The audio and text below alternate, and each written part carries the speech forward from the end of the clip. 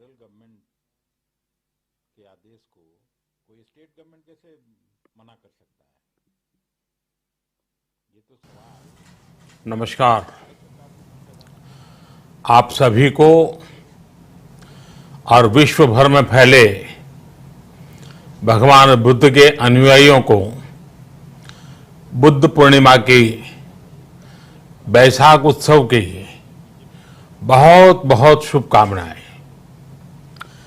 ये मेरा सौभाग्य है कि मुझे पहले भी इस पवित्र दिन पर आपसे मिलने, आप सभी से आशीर्वाद लेने का अवसर मिलता रहा है।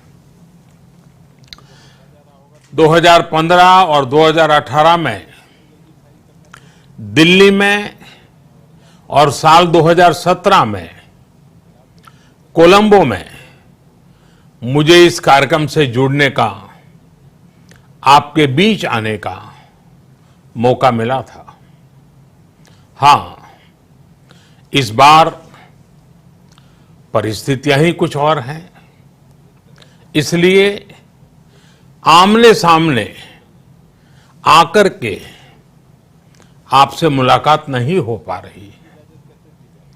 साथियों, भगवान बुद्ध का वचन है, मनो पुब्बम गमा धम्मा, मनोसेट्टा मनोमया, यानी धम्म मन से ही होता है, मन ही प्रधान है, सारी प्रवृत्तियों का अगुवा है। इसलिए आपका और मेरा मन का जो जुड़ाव है, उसके कारण सशरीर उपस्थिति की कभी उतनी महसूस नहीं होती।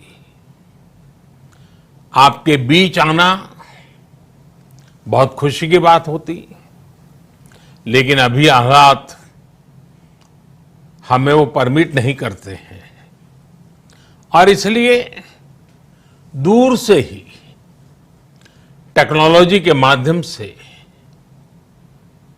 आपने मुझे अपनी बात रखने का अवसर दिया। इससे बढ़कर के संतोष और क्या हो सकता है। साथियों, लॉकडाउन की इस विकट परिस्थितियों में भी वर्चुअल बैसाख बुद्ध पूर्णिमा दिवस समारोह, इसके इस आयोजन के लिए अंतर्राष्ट्रीय बौद्ध संघ प्रशंसा के पात्र है। आपके इस अभिनव प्रयास के कारण ही इस आयोजन में विश्व भर के लाखों अनुयायी एक दूसरे के साथ जुड़ रहे हैं। लुम्बिनी, बोधगया, सारनाथ और कुशीनगर के अलावा श्रीलंका के श्री अनुराधापुर स्तूप और वासुदेवा मंदिर में हो रहे समारोहों का इस तरह एकीकरण कितनी अद्भुत कल्पना है, कितना सुंदर दृश्य है।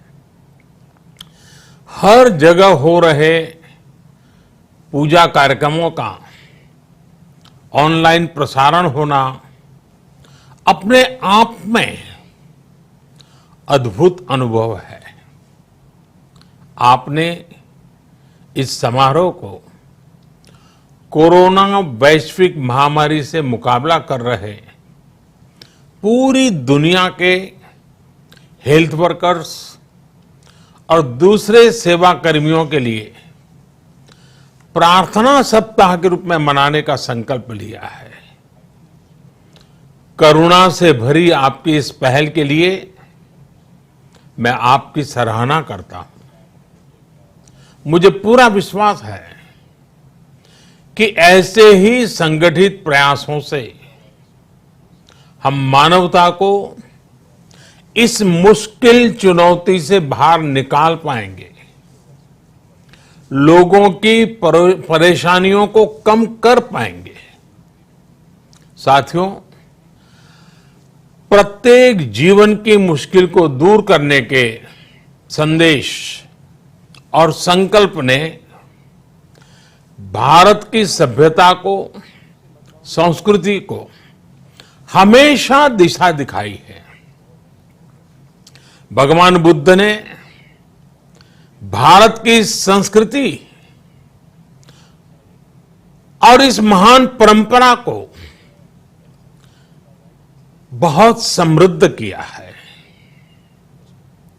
वो अपना दीपक स्वयं बने और अपनी जीवन यात्रा में दूसरों के जीवन को भी प्रकाशित करते रहे।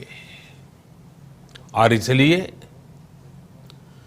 बुद्ध किसी एक परिस्थिति तक सीमित नहीं है, किसी एक प्रसंग तक सीमित नहीं है। सिद्धार्थ के जन्म, सिद्धार्थ के गौतम होने से पहले और उसके बाद इतनी शताब्दियों में समय का चक्र अनेक स्थितियों, परिस्थितियों को समेटते हुए निरंतर चल रहा है। समय बदला, स्थिति बदली, समाज की व्यवस्थाएं बदली, लेकिन भगवान बुद्ध का संदेश हमारे जीवन में निरंतर प्रवाहमान रहा है। ये सिर्फ इसलिए संभव हो पाया है क्योंकि बुद्ध सिर्फ एक नाम नहीं है, बल्कि एक पवित्र विचार भी है। एक ऐसा विचार जो प्रत्येक मानव के हृदय में धड़कता है, मानवता का मार्गदर्शन करता है। बुद्ध त्याग और तपस्या की सीमा है। बुद्ध सेवा और समर्पण का पर्याय है। बुद्ध मजबूत इच्छा शक्ति से सामाजिक परिवर्तन की पराकाष्ठा है। बुद्ध वो है जो स्वयं को तपाकर, स्वयं को खपाकर, खुद को न्योछावर करके पूरी दुनिया में आनंद फैलाने के लिए समर्पित है। और हम सभी का सौभाग्य देखिए, इस समय हम अपने आसपास ऐसे अनेकों लोगों को देख रहे हैं जो दूसरों की सेवा के लिए, किसी मरीज के इलाज के लिए, किसी गरीब को भोजन कराने के लिए, किसी अस्पताल में सफाई के लिए, किसी सड़क पर कानून व्यवस्था बनाए रखने के लिए चौबीसों घंटे काम कर रहे हैं। भारत में, भारत के बाहर ऐसा प्रत्येक व्यक्ति, विश्व के हर कोने में ऐसा प्रत्येक व्यक्ति अभिनंदन का पात्र है, नमन का पात्र है। साथियों, ऐसे समय में जब दुनिया में उथल पुथल है, कई बार दुख, निराशा, हताशा का भाव बहुत ज्यादा दिखता है, तब भगवान बुद्ध की सीख और भी प्रासंगिक हो जाती है। भगवान बुद्ध कहते थे कि मानव को निरंतर ये प्रयास करना चाहिए कि वो कठिन स्थितियों पर विजय प्राप्त करे, उनसे बाहर निकले। थक कर रुक जाना ये विकल्प नहीं हो सकता। आज हम सब भी एक कठिन परिस्थिति से निकलने के लिए निरंतर जुटे हुए हैं। साथ मिलकर काम कर रहे हैं। भगवान बुद्ध के बताए 4 सत्य यानी दया, करुणा, सुख दुख के प्रति समभाव और जो जैसा है उसको उसी रूप में स्वीकारना, ये सत्य निरंतर भारत भूमि की प्रेरणा बने हुए है। आज आप भी देख रहे हैं कि भारत निस्वार्थ भाव से बिना किसी भेद के अपने यहां भी और पूरे विश्व में कहीं भी संकट में घिरे व्यक्ति के साथ पूरी मजबूती से खड़ा है। लाभ हानि, समर्थ असमर्थ से अलग हमारे लिए संकट की ये घड़ी सहायता करने की है। जितना संभव हो मदद का हाथ आगे बढ़ाने की है।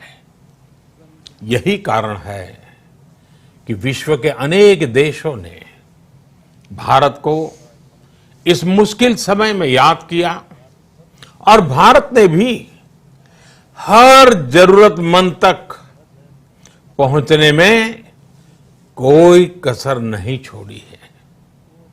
भारत आज प्रत्येक भारतवासी का जीवन बचाने के लिए हर संभव प्रयास तो कर ही रहा है, अपने वैश्विक दायित्वों का भी उतनी ही गंभीरता से पालन कर रहा है। साथियों, भगवान बुद्ध का एक एक वचन, एक एक उपदेश मानवता की सेवा में भारत की प्रतिबद्धता को मजबूत करता है। बुद्ध भारत के बोध और भारत के आत्मबोध दोनों का प्रतीक है। इसी आत्मबोध के साथ भारत निरंतर पूरी मानवता के लिए, पूरे विश्व के हित में काम कर रहा है और करता रहेगा। भारत की प्रगति हमेशा विश्व की प्रगति में सहायक होगी। साथियों, हमारी सफलता के पैमाने और लक्ष्य दोनों समय के साथ बदलते रहते हैं, लेकिन जो बात हमें हमेशा ध्यान रखनी है वो ये कि हमारा काम निरंतर सेवा भाव से ही होना चाहिए। जब दूसरे के लिए करुणा हो, संवेदना हो और सेवा का भाव हो तो ये भावनाएं हमें इतना मजबूत कर देती हैं कि बड़ी से बड़ी चुनौती से आप पार पा सकते हैं। सुप्पबुद्धम पबुज्जन्ति सदा गौतम सावका, यानी जो दिन रात हर समय मानवता की सेवा में जुटे रहते हैं वही बुद्ध के सच्चे अनुयायी हैं। यही भाव हमारे जीवन को प्रकाशमान करता रहे, गतिमान करता रहे। इसी कामना के साथ आप सभी का बहुत बहुत आभार।